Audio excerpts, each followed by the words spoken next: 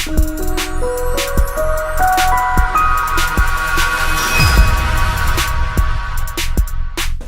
we're back.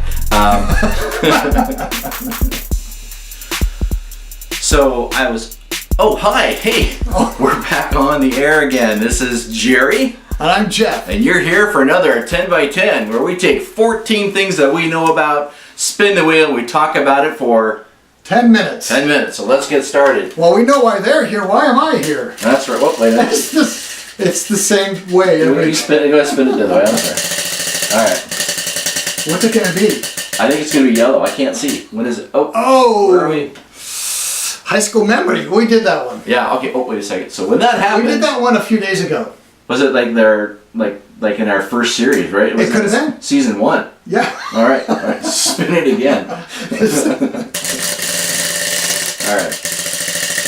Round and round she goes where she's something nobody knows. But we do because we're the producers and we... No, No, it's actually live. It's a game of chance. Oh. Sales. Ah, crap. All right, so... Didn't I talk about things last week?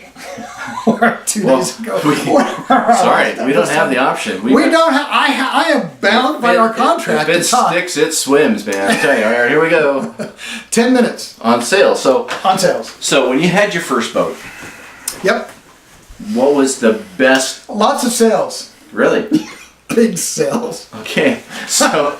That's all we got for today. So now that we know, let me ask you this. So as far as sales goes, you've had multiple products that you've sold. You've sold services. Yep. And you've actually sold, tangible products. So of those two, which one was the toughest? The hardest thing really is when you're trying to sell something where there's 10 other products that are just like it. So like competitors? Well, yeah, if you have your own company. No, a competitor. Okay. The hardest thing is to go in and somebody who just happens to be advertising more, maybe their product is even worse, and it doesn't stand up, and it's about the same price, and you just know. I mean, the whole thing for me has always been to provide the best quality for my customer. So you don't want to say anything bad about the competition, but the thing that I would say is know your product inside and out. There is a reason that your product was created. Okay. There is a reason that your company is successful. And if it's like me, there could also be situations where maybe you're in a certain territory, and it could even be a certain state or region of the United States, and your company is just not producing as well as other regions. Mm-hmm. Well, that could just be because the people in that region don't have that heartfelt knowledge of why they're there, why the company's produced this product, how it's better than the competition, and how your customer's better served picking your product. Right, and so that's actually from the ground up. It doesn't necessarily have to be the sales force. It's the customer service, it's the people picking up the phone, the people collecting the bills. Yep. And I mean, if people aren't all on the same page, no, then there's a little discord, then that can cause a rocky environment as far as how the business flows. And then the other thing could be that you have great customer service, you have great installation department, you just don't have a sales team that was trained very well, possibly. The thing that I've always done is find out where the best salespeople are, call them on the phone, and nowadays you can Skype. You can easily create a Skype session. Oh my gosh, yeah, things are so much different now. Right. So, and that's the other thing is now you, instead of just a voice on the phone, you've got a face on your screen, and you've got that communication going too, right? And the thing that I have found, so I've been doing sales for over 30 years. Yeah. The thing that I have found is there is no magic bullet. So, I'll give you an example. I was in selling alarm systems to residential homes. And what was interesting, there was one guy who was always like at 200% to budget every year. Wow. Just amazing. And he was in like Utah. It wasn't like in New York where you think, oh, there's a ton of crime.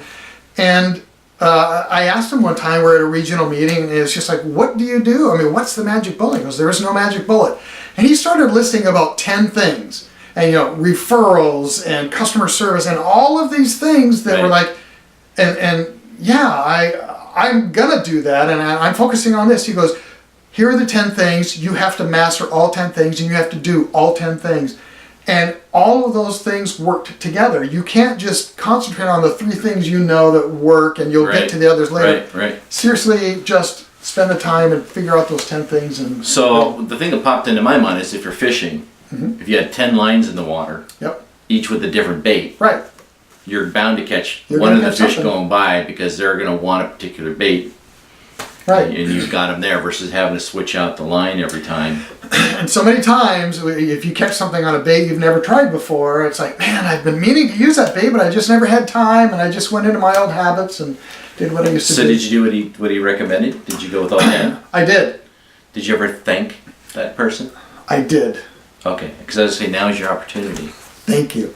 Again, yeah, no, it was actually, so part of what I did too was what's called customer retention, which meant I created a program where we had to, you had people who were canceling their service and maybe they were moving to a new location, so it was alarm systems. This was commercial. And we found that there were two reasons people were canceling: bad service, or they were moving to a new location. So I created a program with our customer service rep. He was making sure that all of our large customers, like your Macy's and all of the major brands, were receiving good service. What I did was I started tracking who was canceling just because they were moving, where they were moving to, if they had time left on the contract. Well, shoot, let's get you a system in the new location. We'll Wow. eliminate your old contract. It got to the point, so I had a list of about 6 different things that made it a very successful system, and it was just based on that information I had before. But those things made it so that we had the most successful retention in our That's awesome. company, and I was getting calls from national reps wanting to know, You would think that somebody who did something like that would have been number one in their region. oh, but I was. Crap! Okay, so sales. You have 4.5 minutes. Okay, so now the other thing is with sales, let's just say that you're jumping in brand new business, okay, and they hired you to be a salesperson for their product. What is like the number one thing that you want to do first? Number one thing is to listen to who is selling that product currently, and spend all of your extra time that you have just sitting listening. If they're on the phone or if they have appointments and they're meeting people in person, go meet those folks. Go ask if you can go with them, because you're going to hear all of the questions that you're going to be asked that you won't know the answer to. Right. No book is going to tell you, but you're going to hear all those questions when those reps are in the field or when they're on the phones. You're going to hear those questions, you're going to learn the answers, and as soon as you go out in the field on your own, you're going to hear that question and just pride will strike because you go, I know the answer to that. So what were some of the things that you gleaned from doing that you kind of stuck with that helped you make sales? Does something pop into your head where? Well, for me, it was, so I had a job where I was selling like oral surgery equipment, things that an oral surgeon might use, and just listening to the different people talking on the phone. And within like 2 months, I was having oral surgeons call me and asking, how do I do this procedure? What instrument should I use, and what's the best one to buy? And feeling very confident that I knew what the answers were, and I can instruct this person on how That's to do really that. cool. The other thing that's very important is, we talked about this just a few minutes ago, but learn the product inside and out. Find out why that product was made. If you can talk to a technician that works on the product, that repairs the product, or that, Oh yeah. because a lot of times, I've been lucky where I've talked to technicians like, oh yeah, no. Well, I've looked at I used to work for the competition, and oh man, this thing, let me show you, and they'll show you the components that this product's made out of. Or the people, if it's not a technician, maybe it's a software engineer, maybe you're selling software as a service or something, Right. and they can do that same thing with the software, how it was put together. Here's why we're better, or I used to work over brand X, but they only did this, and this. Right, or- I came over here because this is what they do. Right. It wasn't full service. Because ultimately what you have to get to is the feeling in your heart of hearts that what you're providing this customer is the very best possible solution to their problem, that you've got that solution. They'll sense your integrity, they'll sense your compassion for what they're trying to accomplish, and that you have their best interests at heart. And if you do that, this can't just be a job where you're dialing for dollars, Right. trying to meet as many people as possible, just trying to, knock some off and get some sales. It has to be that even if you're doing that, the people sense that you have compassion for this product, that you know that this product is the best, and you feel that and you can convey that to them. That will come across, and they'll if they go with somebody else, they'll remember that, and if they have issues with that product, they'll put it aside and they'll call you. Great. So we've got about a minute left. You have exactly 1 minute to sell me this. Okay, What is it? what this is, Oh, we gotta show the camera. oh, okay, right here. Yeah. This thing right here, Mm-hmm. how many times have you, Show the audience. you don't, I'm gonna play with it. What is it, by the way? do you want one? Well, I don't know. Do I? Oh shoot! All right, I tried. I'm not gonna say this. So this is, Jerry. Let me ask you: how many times have you tried to record events with the family? All the time. And You're touching me. I'm sorry that I'm getting emotional here, but this is very touching me, important to me. Okay.